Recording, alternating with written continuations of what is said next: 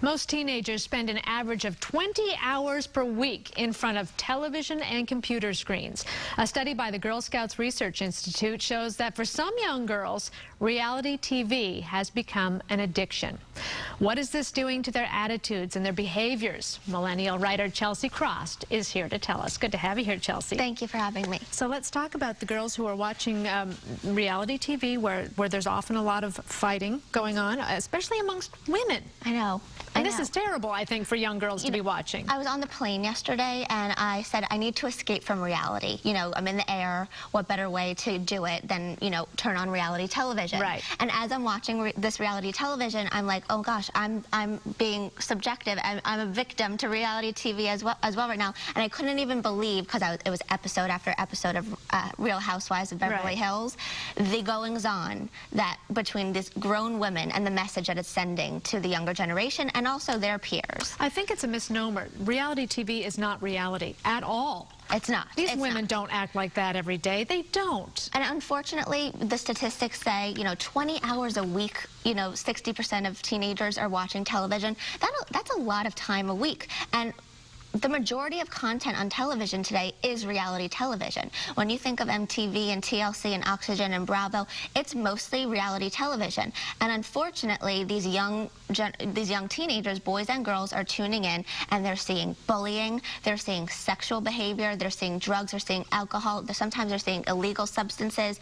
I mean, when you think Jersey Shore, you think of, I don't want my child to be like that. Right.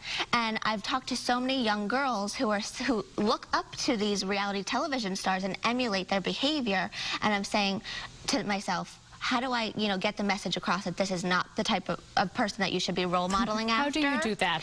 And I think it really stems from the parent and child having communication from when they're young. Because if you're having a child today, or your child is 6, 7, 8 years old, they're going to be watching reality television now or soon. So you need to sit your child down and explain that this behavior is not the type of behavior that all people should be acting after. Are they seeing it as acceptable behavior? Well, the survey actually showed that 72% of people who watch reality television, teenagers, actually become desensitized to all of the behavior on reality TV. Therefore, relationships with a boyfriend or another girlfriend or parents,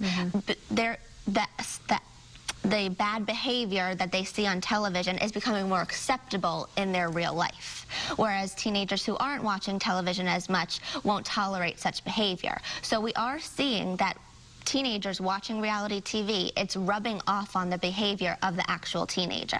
This is exactly what people should be scared of. Do you see a trend ever coming our way where we have positive role models on these reality TV shows? I'm hoping. I'm trying.